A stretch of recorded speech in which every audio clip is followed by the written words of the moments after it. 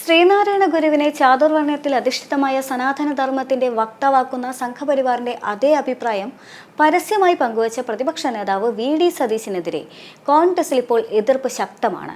KPCC president K. Sudhakaran സതീശന്റെ അഭിപ്രായത്തിന് ഘടകവിരുദ്ധമായ നിലപാടുമായി രംഗത്തെത്തിയതോടെ കോൺഗ്രസിലെ അഭിപ്രായം മറനീക്കി പുറത്തുവന്നു.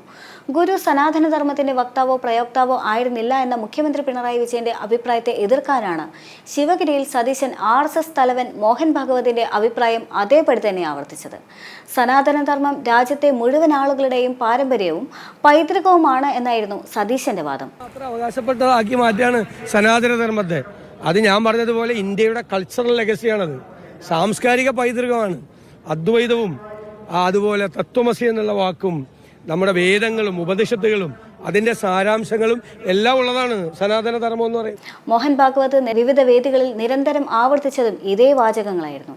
രാജ്യത്തെ മുഴുവൻ ആളുകളുടെയും പാരമ്പര്യമാണ് സനാതനധർമ്മമെന്നും അത് രാജ്യത്തിന്റെ സംസ്കാരവുമാണെന്ന് ഭാഗവത് നിരന്തരം പറഞ്ഞു വന്നിരുന്നു. എന്നാൽ സനാതനധർമ്മം ചാതുർവർണ്ണയമാണെന്നും അതുമായി ഗുരുവിനെ കൂട്ടിക്കെട്ടാൻ അനുവദിക്കില്ല എന്നും കെ.പി.സി.സി അധ്യക്ഷൻ കെ. സുധാകരൻ തുറന്നടിച്ചിരുന്നു. പെരുന്നയിൽ മന്നം ജയന്തി ദീർഘനേരം സംസാരിച്ച രമേശ് ചെന്നിത്തലയും സതീശന്റെ വാദത്തെ പിന്തുണച്ചില്ല. സംഘപരിവാർ സംസ്കാരമാണ് തങ്ങൾക്കെന്ന് തോന്നുന്ന വിധമുള്ള അഭിപ്രായമാണ് സതീശൻ നടത്തിയെന്ന് ഒരു കെ.പി.സി.സി ഭാരവാഹി പരസ്യമായി പ്രതികരിക്കുകയും ചെയ്തിരുന്നു. ഗോൾവാക്കറുടെ ചിത്രത്തിൽ വിളക്ക് കൊളുത്തുകയും RSS കാര്യാലയത്തിൽ പോയി പിന്തുണ തേടുകയും ചെയ്ത സതീശന് ഈ നിലപാടെടുക്കാനേ സാധിക്കൂ എന്നും നേതാക്കൾ പറയുന്നുണ്ട്. സനാതനധർമ്മത്തെ ഗുരു തുടച്ചു വാർത്തു എന്നും സനാതനധർമ്മം എന്നാൽ ചാതുർവർണ്ണയമാണ് എന്നും ഗുരുവിന്റെ വഴി അതല്ല എന്നുമാണ് ശിവഗിരി ഉദ്ഘാടനം ചെയ്യവേ മുഖ്യമന്ത്രി പിണറായി വിജയൻ വ്യക്തമാക്കിയത്.